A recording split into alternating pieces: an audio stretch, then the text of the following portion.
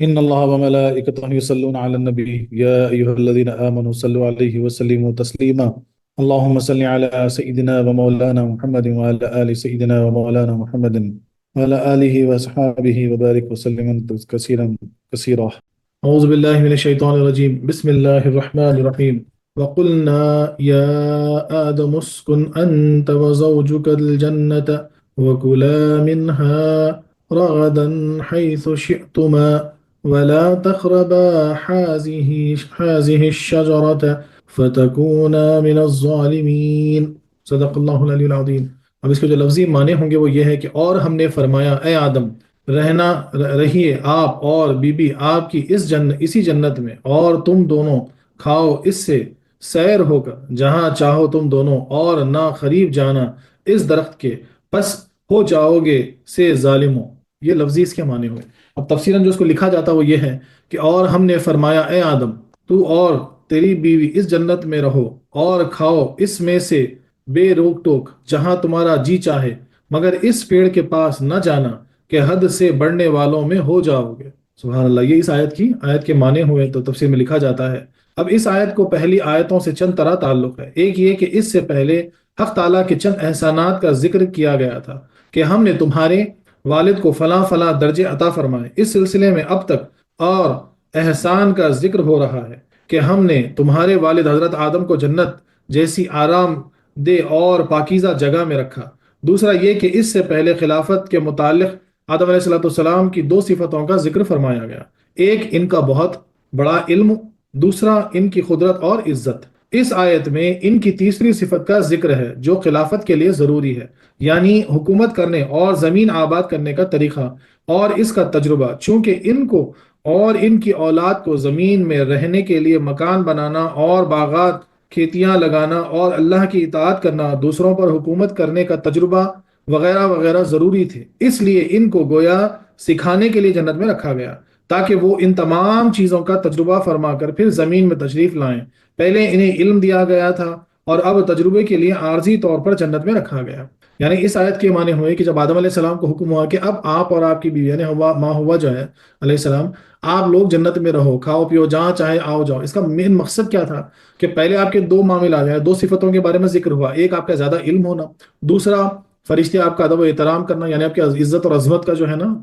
اظہار ہوا. اب اس آیت میں جو ہے نا، چونکہ آپ کو دنیا میں آ کے دنیا بسانا ہے، آپ کے اولاد کو دنیا بسانا ہے، تو اب جنت میں رکھ کے آپ کو ٹریننگ دی جا رہی ہے کہ بھئی گھر بنانے کے طور طریقے، کھیتی باڑیوں کے طور طریقے، جھاڑ لگانے کے طور طریقے، وہ ہر چیز تاکہ چاہے دنیا میں آ کے دوسروں پر حکومت کرنے کے طور طریقے، تاکہ ان ساری چیزوں کے تجربے کے بعد جب دنیا میں وہ تشریف لائیں تو وہ آسانی جو ہے دنیا کو بسا سکیں. سبحان اللہ. وقلنا، جب شیطان مردود ہو چکا تو اس کے فرشتوں کی جماعت سے بھی نکال دیا گیا اور جنت وغیرہ اعلیٰ مقامات سے بھی. اور اس کے بعد آدم علیہ السلام کو حکم دیا گیا کہ یا آدم اسکن انت، اگرچہ جنت میں حضرت آدم اور حوا دونوں ہی کو رکھا گیا تھا، لیکن اصل مقصد صرف آدم علیہ السلام کا رکھنا تھا اور حضرت حوا ان کی دل کی وابستگی کے لیے تھی، کیونکہ جنت میں رکھ کر خلافت کرنے کا طریقہ صرف آدم علیہ السلام کو سکھانا منظور تھا. اس لیے اس جگہ خطاب صرف آدم علیہ السلام کو فرمایا گیا اور ان کی بیوی کا ذکر بطریق عظمت ہوا. زوج کا عربی میں زوج کے معنی ہیں جوڑا، شوہر اور بیوی دونوں کے لیے بولا جاتا ہے. یہاں بیوی کے معنی میں استعمال ہوا. کبھی فرق کے لیے بیوی کو زوجہ کہہ دیتے ہیں، مگر یہاں اس فرق کی ضرورت نہ تھی، کیونکہ جب ان کی نسبت آدم علیہ السلام کی طرف ہو رہی ہے تو خود بخود سمجھ میں آ جائے گا کہ یہاں بیوی مراد ہے. حضرت حوا کو جنت میں رکھنے کے تین حکمتیں تھیں. ایک یہ کہ ان کے ذریعے آدم علیہ السلام کو اطمینان رہے، دوسرے یہ کہ وہ جنتی مکانوں کی زیب و زینت اور صفائی دیکھ کر دنیا کے گھروں کو سجانا اور صاف رکھنا سیکھ لیں. یعنی پتہ کیا چلا کہ گھروں کو صاف ستھرا رکھنا، سجانا، یہ ماں حوا علیہ السلام کی جو نا سنت ہے، اور جنت میں بھی ایسا ہوتا ہے. تو جتنا ہو سکے اپنے گھروں کو صاف ستھرا رکھیں، سجا کے رکھیں. تیسرا یہ کہ جنتی زیور اور پوشاکیں استعمال کر کے دنیا میں بھی عمل کریں، گویا بیرونی زندگی تو آدم علیہ السلام سیکھیں اور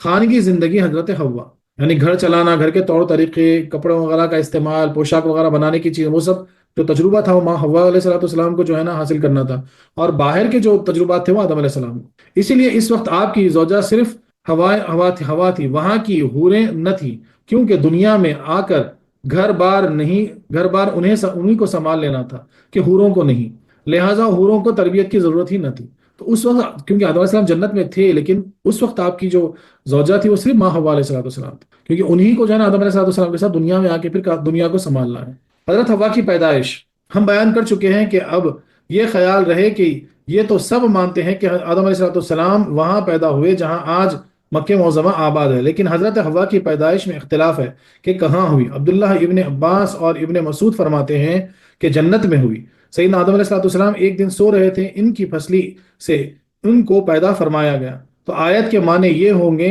کہ اے آدم علیہ السلام، آپ اور آپ کی بیوی جنت میں ٹھہرے رہو۔ لیکن حضرت عمر اور دیگر صحابہ کرام نے روایت فرمائی کہ فرشتوں نے آدم اور حوا علیہ السلام کو نوری لباس پہنایا، ان کے سر پر تاج رکھے، سونے کے تخت پر بٹھایا، حضرت حوا کو مختلف قسم کے زیور سے آراستہ کیا، اور پھر ان دونوں کو جنت میں پہنچا دیا گیا۔ یہ تفسیر کبیر روح البیان میں بھی لکھا ہوا ہے۔ اس سے معلوم ہوتا ہے کہ حضرت حوا کی پیدائش بھی زمین میں ہوئی۔ اب آیت کے معنی یہ ہوں گے کہ آپ اور آپ کی بیوی جنت میں جا کر رہو۔ الجنت، تمام مفسرین کا اتفاق ہے کہ اس سے وہی جنت مراد ہے جس میں نیکوکار ثواب کے لیے جائیں گے، یعنی بہشت۔ ہاں، بعض بے دینوں نے یہ کہا کہ یہ فلسطین یا فارس کرمان میں کوئی باغ تھا جس میں آدم علیہ السلام کو کچھ دن کے لیے رکھا گیا، پھر ایک خطا کی وجہ سے ہندوستان کی طرف بھیج دیا گیا۔ لیکن یہ بات محض غلط ہے، اس لیے کہ آدم علیہ السلام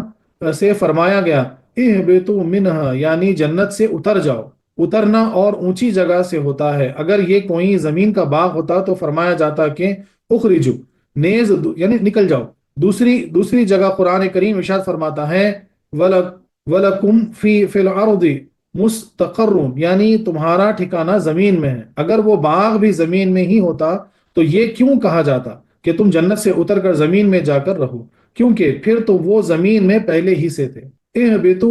کو اخرجو کے معنی میں لینا بلا وجہ حقیقی معنی کو چھوڑنا ہے۔ نیز روایت میں بھی صراحتاً یہی آیا ہے کہ آدم علیہ السلام بہشت میں رہے، اپنے وہم کی وجہ سے احادیث کو نہیں چھوڑا جا سکتا۔ دوسرے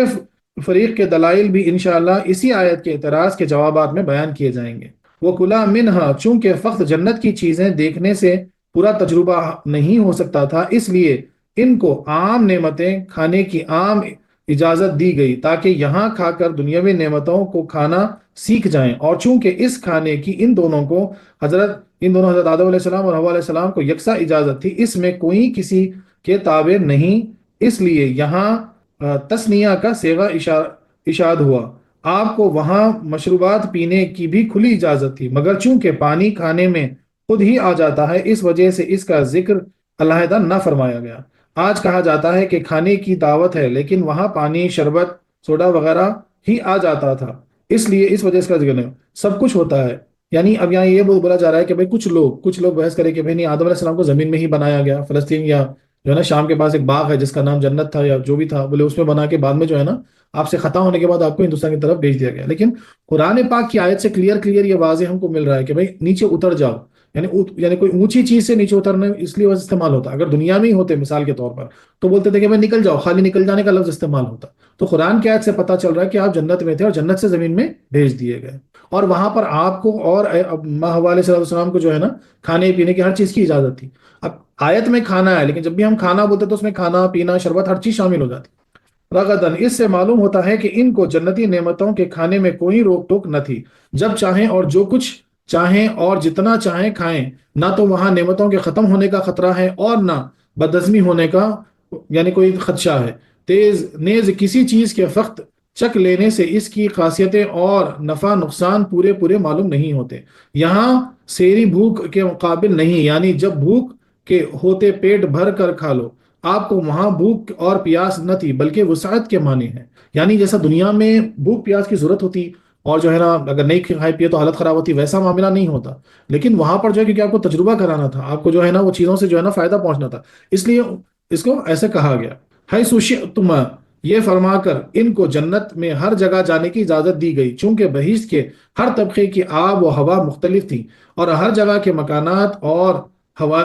حوالیے اور محل رنگ برنگے، اس لیے ان کو ہر جگہ کی چیزیں دیکھنے کا موقع دیا گیا تاکہ اس کی مثل وہ اور ان کی اولاد دنیا کو آباد کریں اور وہاں کا نمونہ ان کے خیال میں بیٹھا ہوا ہو۔ وہ دنیا میں ظاہر کریں تاکہ دنیا آخرت کا نمونہ بن جائے۔ سبحان اللہ، سبحان اللہ، دیکھو کیا پیاری حکمت ہے۔ یعنی ہر جگہ وہاں گھما پھرا کے بتا کے یہ سمجھا جا رہا ہے کہ وہاں جو جو چیزیں اللہ تعالیٰ نے آپ کو بتائی، تاکہ اس کا نمونہ جو ہے نا وہ آ کے دنیا میں کھینچ ڈالے، تاکہ دنیا بھی جو ہے نا آخرت کا نمونہ بن جائے۔ سبحان اللہ، سبحان اللہ۔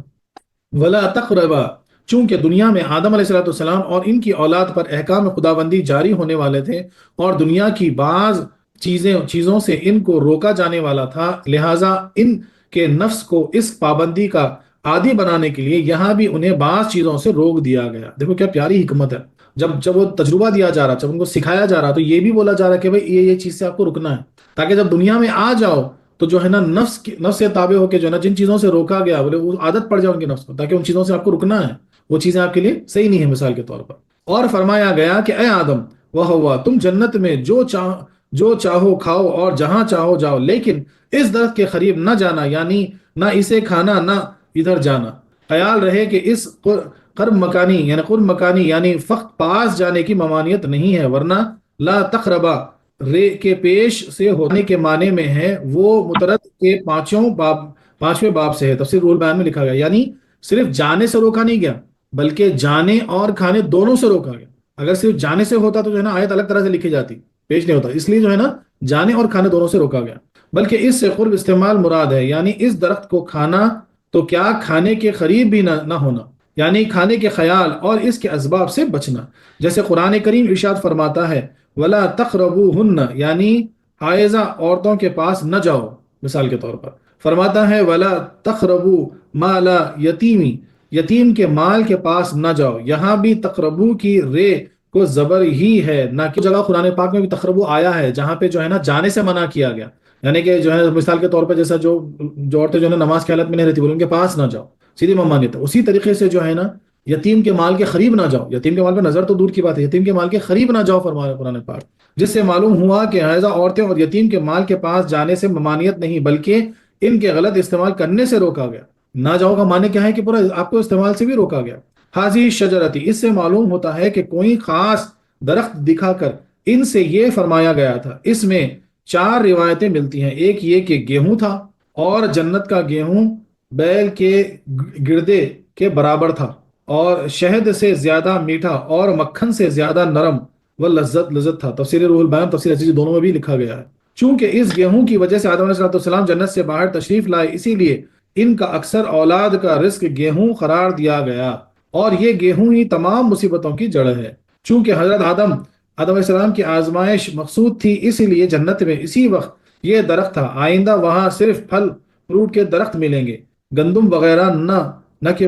کہ پودے نہ ہوں گے، کیونکہ یہ غذا ہی ہے، وہاں غذا کی ضرورت نہیں، لذت کے لیے میوے ہوں گے۔ دوسری روایت میں ہے کہ وہ درخت انگور تھا، اور ایک روایت ملتی کہ وہ گیہوں نہیں تھا بلکہ انگور تھا، اسی لیے دنیا میں انگور کی شراب وغیرہ حرام کی گئی۔ تیسری روایت میں ہے کہ وہ درخت انجیر تھا، اسی لیے حضرت آدم صلی اللہ علیہ وسلم اپنے جسم پاک پر انجیر کے پتے لپیٹ کر جنت سے باہر تشریف لائے۔ تو ایک روایت، پہلی روایت میں ملتا کہ وہ گیہوں کا تھا، دوسری روایت میں ملتا کہ وہ انگور تھا، اور تیسری روایت میں ملتا کہ وہ انجیر تھا۔ چوتھی روایت یہ ہے کہ وہ کوئی ایسا درخت تھا کہ جس کے کھانے سے پکانے کی حاجت ہوتی تھی، اور جنت ان گندگیوں سے پاک ہے، وہاں تو سارے کھانے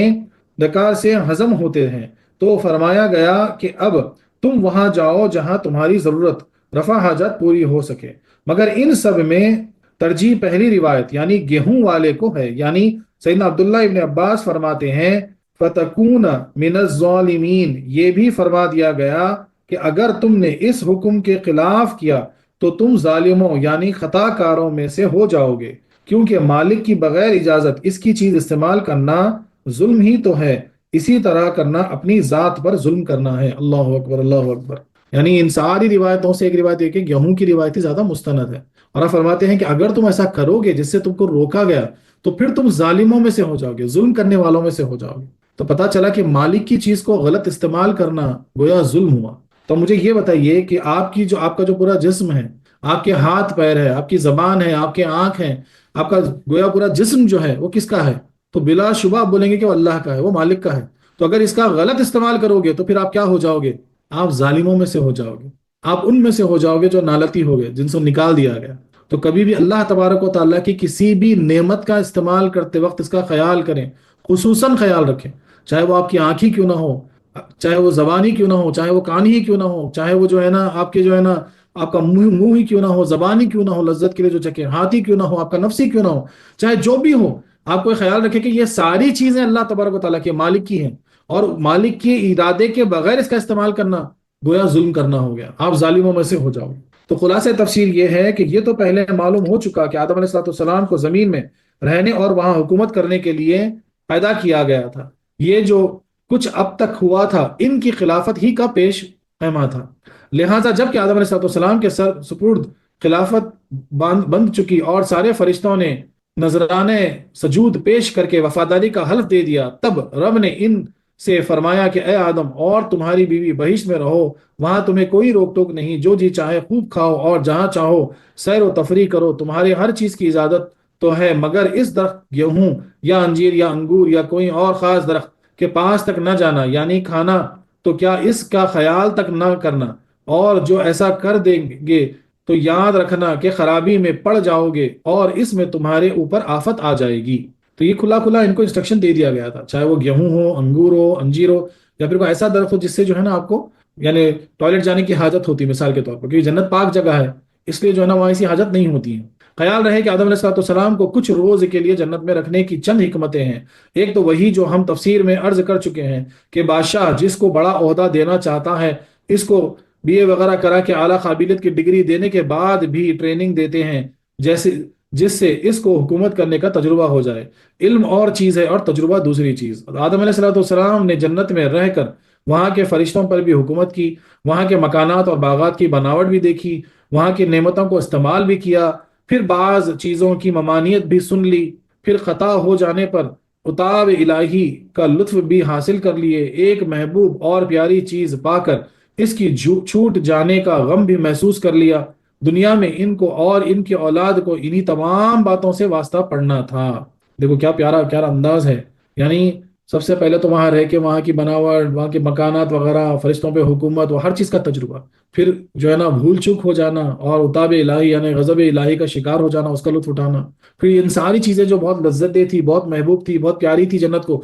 چھوڑ کے زمین میں اتر جانا اور جو ہے نا اس کا رنج و غم اٹھانا، تو وہ تمام چیزوں سے ہم گزرتے ہیں آج، تو ان تمام کی ٹریننگ آپ کو ہو گئی۔ اس لیے اب جب دنیا میں تشریف لائے تو بالکل تجربے کار اور پختہ ہو کر آئے۔ دوسرے یہ کہ رب تعالیٰ نے ان کے اور ان کی اولاد کے لیے جنت بنائی جو کہ ان کی اصل قیام گاہ ہے۔ دنیا تو ایک عارضی جگہ ہے اور اس کے حاصل کرنے کے لیے اور ان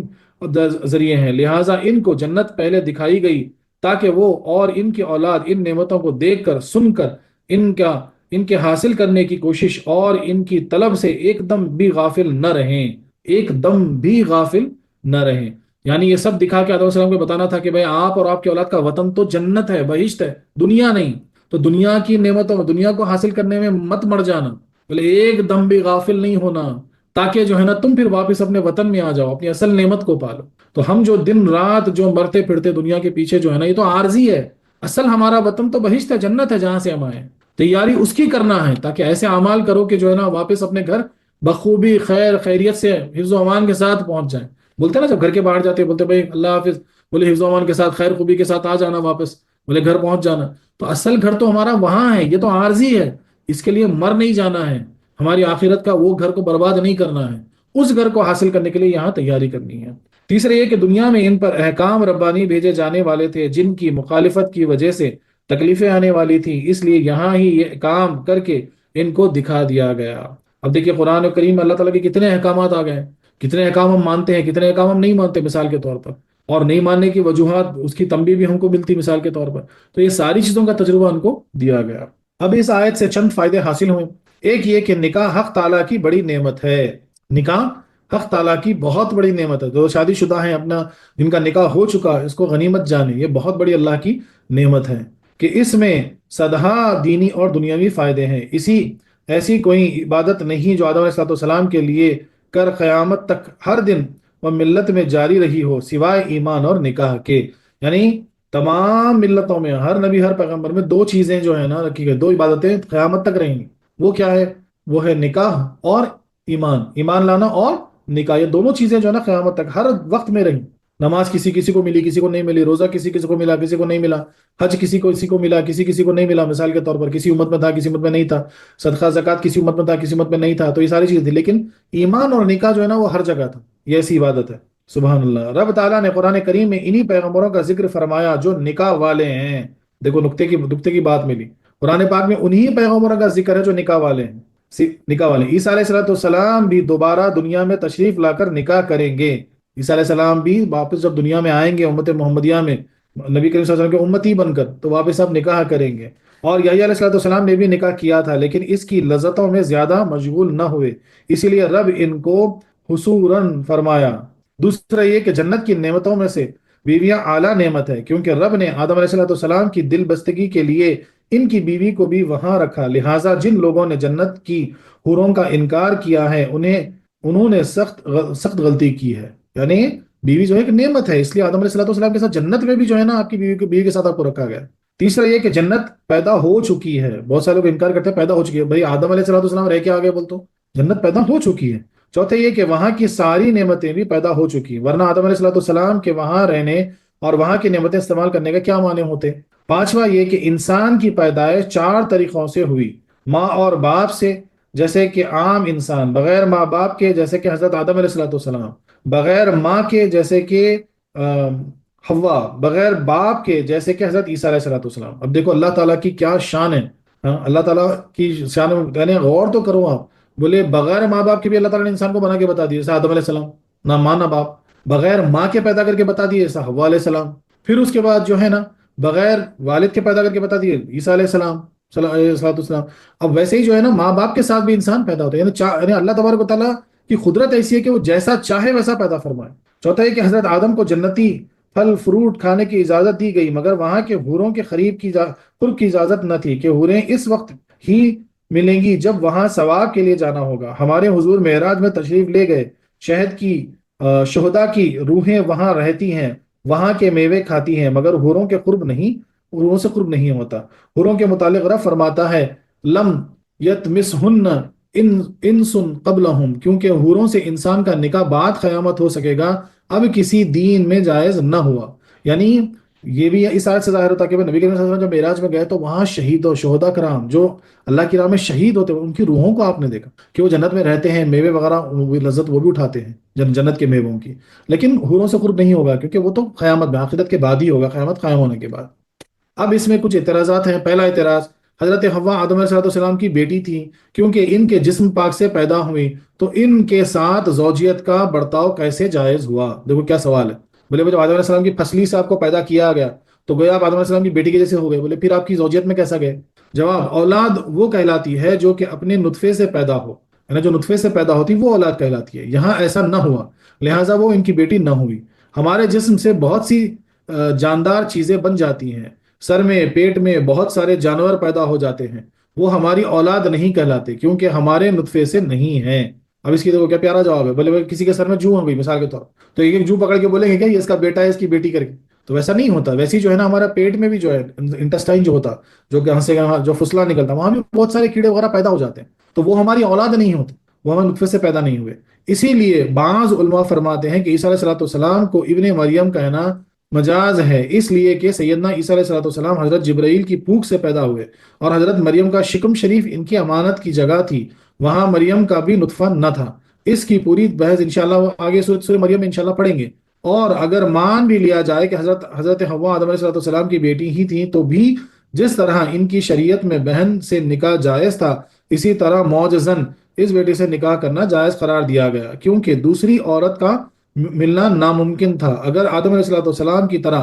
حضرت حوا کو بھی بنا دیا جاتا تو یقیناً عورت مرد میں اتنی محبت نہ ہوتی جو اب ہے، کیونکہ اب تو اس سے محبت ہے کہ عورت مرد کا جز ہے، اور نہ عورت کا مرد کے تابع ہونا معلوم ہوتا، نہ عورت مرد کے ہم جسم ہوتی جیسے دوسری جاندار چیزیں انسان کی غیر جنس تھیں ویسے یہ بھی ہوتی۔ یعنی اب یہاں پہ یہ سمجھا جا رہا ہے کہ بھائی جواب کا سیدھا جواب یہ ہے کہ پہلی چیز تو نطفے سے پیدا نہیں ہوئی تو بیٹی ہو ہی نہیں سکتی، ٹھیک ہے، ہاں، لیکن وہ انسیت کی وجہ سے آپ سے پیدا کیا گیا تاکہ جو ہے نا جس طرح سے آج مرد و عورت میں انسیت ہے ویسی نہیں ہوتی اگر عورت کو بھی آدم علیہ السلام کی طرح بنایا جاتا۔ اور دوسری چیز میں حیا تھی، وہ چیز پوشیدہ ہے، اس کا راز کچھ اور ہے، باطنی نقطہ کچھ اور ہے، لیکن ظاہر جیسا آدم علیہ السلام کا پتلا پورا ظاہر کیا گیا، فرشتے دیکھتے رہے، سب دیکھتے رہے، بنایا گیا، ایسا محمد علیہ السلام کو نہیں بنایا جا سکتا تھا، کیونکہ پھر وہ وہاں پردہ تھا، اس لیے آنن فانن میں آپ کو بنایا گیا، لیکن آدم علیہ السلام کی پسلی سے چاک کر کے جو ہے نا آپ کو بنایا گیا، وہ اس وجہ سے کہ دونوں میں محبت قائم ہو جائے، دونوں میں انسیت رہے، عورت مرد کے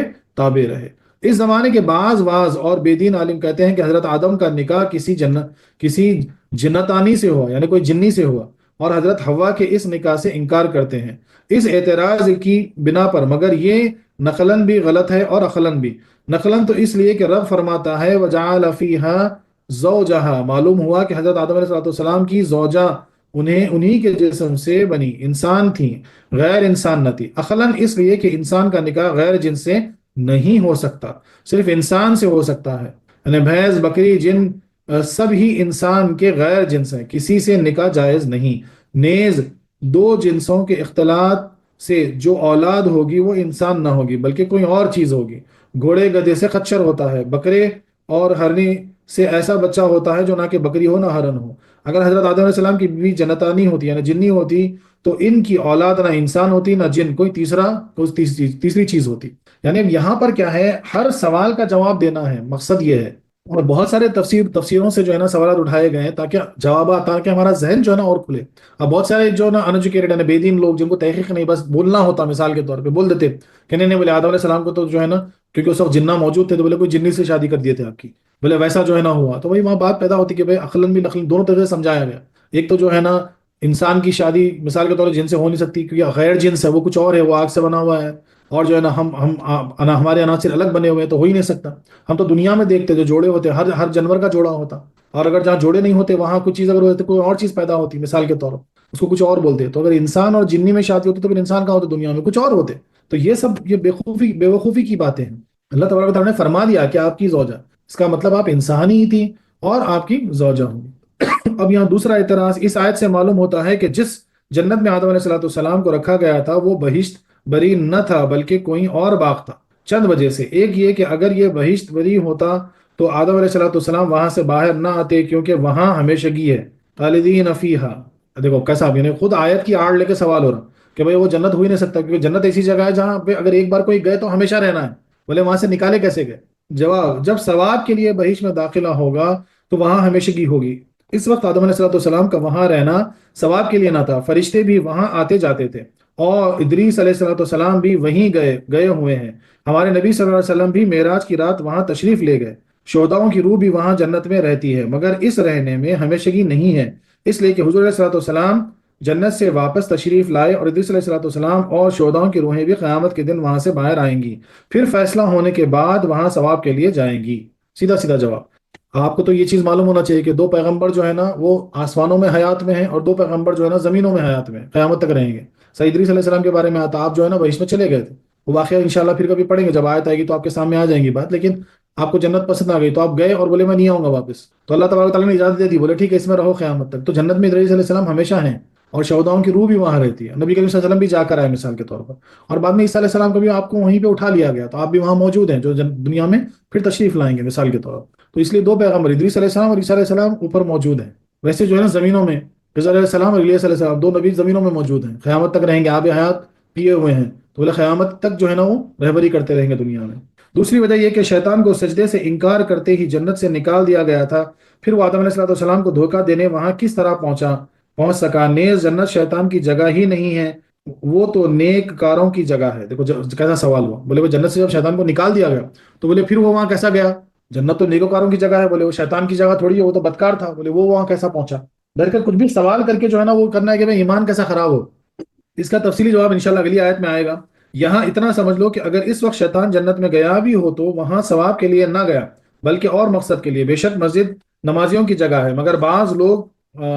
جوتے چرانے کے لیے بھی وہاں جاتے ہیں، مثال ایسی دی جا رہی ہے کہ مسجد نمازیوں کی جگہ ہے، لیکن بعض اوقات جو ہے نا جوتا چور بھی آ جاتا وہاں پہ، اور وہاں شیطان چوری کرنے کے لیے گیا تھا۔ نیز جنت وغیرہ و اعلیٰ مقامات سے شیطان چند بار نکالا گیا ہے، ایک تو سجدے کا انکار کرتے ہی اس کا نکالنے کا مقصد یہ تھا کہ وہاں اس کا مقام نہ رہا، چھپا کر آنا جانا باقی رہا، جیسے نکالا ہوا مجسٹریٹ بھی کچہری میں عام لوگوں کی طرح جا سکتا ہے، لیکن دوسری نوعیت سے۔ پھر جب آدم علیہ السلام وہاں سے اتارے گئے تو شیطان کا داخلہ جنت میں تو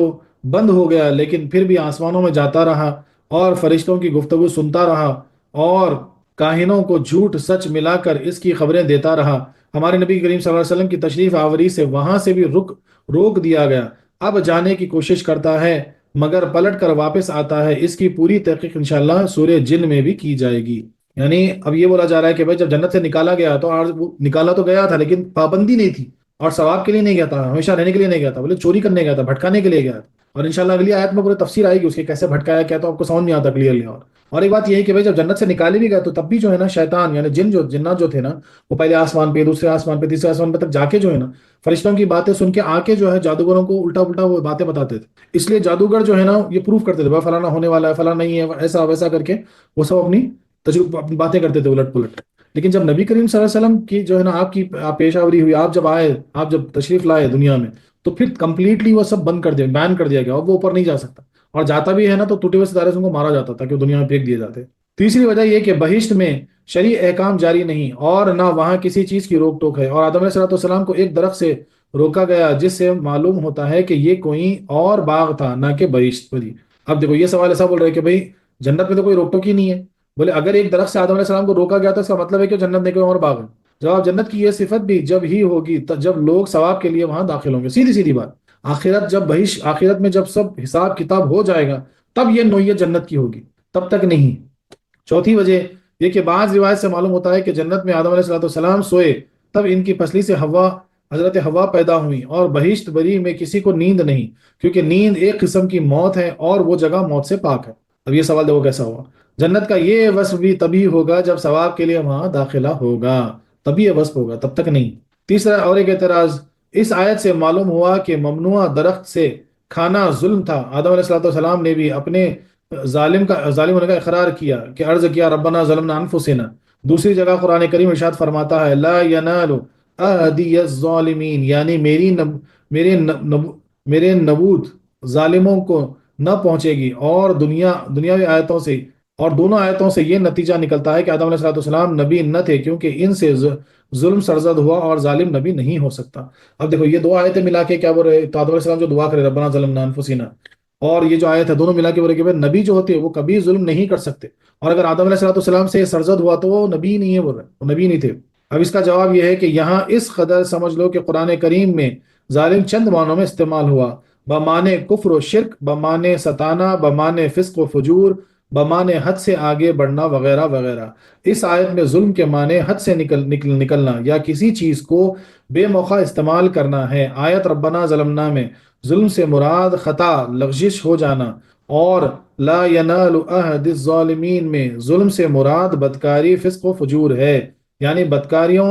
فاسقوں کو نبوت نہیں ملے گی۔ قرآن کریم نے سیدنا آدم علیہ السلام کی پاک دامنی کا ہر جگہ اعلان فرمایا کہ وہ بھول گئے، کہیں فرمایا کہ ان کو شیطان نے بہکا دیا وغیرہ وغیرہ۔ یہ اعتراض تو ایسا ہوا جیسے کوئی کہہ دے کہ اللہ مومن ہے، قرآن سے ثابت ہے، اور ہر مومن ہمارا بھائی ہے، یہ بھی قرآن سے ثابت ہے، لہٰذا اللہ ہمارا بھائی ہے، معاذ اللہ۔ جیسے یہاں مومن کے چند معنی میں فرق نہ کیا گیا، ایسا ہی یہاں بھی، یعنی آیتوں میں آیتیں ملا کے جو ہے نا معنی نکال کے لوگوں کو کنفیوز کرنا، یہ عادت ہے ان کی۔ اب دوسری چیز یہ ہے کہ بھائی یہاں کلیئرلی بتایا جا رہا کہ یہ ظلم مطلب اشارہ کدھر ہے، بھول جانے پر اشارہ ہے، کیونکہ ظلم لفظ جو ہے نا عربی میں بہت جگہ استعمال ہوتا ہے۔ ایک جو ہے نا شرک و کفر پر بھی استعمال ہوتا، ایک جو ہے نا فسق و فجور پہ بھی، یعنی گناہوں پر، گناہ کبیرہ پر بھی استعمال ہوتا، اور جو ہے نا ایک جگہ جو ہے نا بھول جانے پر بھی استعمال ہوتا۔ اور یہاں پر جو استعمال ہوا وہ بھول جانے پر استعمال ہوا، نہ کہ ظلم کرنے پر۔ لیکن جو معصوم ہوتے ہیں، اللہ کے نبی جو معصوم ہوتے ہیں، یعنی اب مثال کے طور پہ میں سمجھاتا ہوں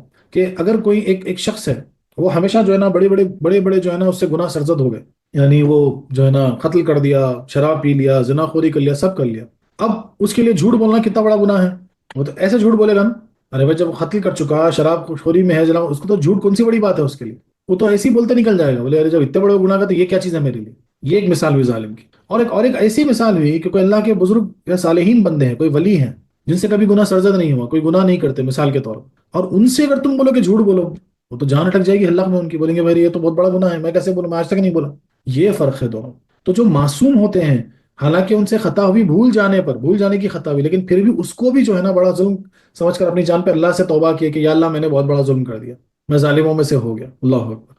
اب صوفیہ کرام کیا فرماتے ہیں کہ اس خطاب سے ارشاد اشارہ معلوم ہو رہا ہے کہ آدم علیہ السلام کا یہ قیام دائمی نہ ہوگا، کیونکہ جس کو ہمیشہ رکھنا ہوا اس کو کسی چیز سے روکا نہیں جاتا۔ یہ بھی سمجھ میں آ رہا تھا کہ ان سے یہ خطا ضرور ہوگی، یہ بھی معلوم ہو رہا تھا کہ ان کی زمین میں جانا، ان کو زمین میں جانا ہوگا، کیونکہ وہ زمین ہی کی خلافت کے لیے پیدا فرمائے گئے تھے۔ اس لیے رب نے ان کو امتحان کا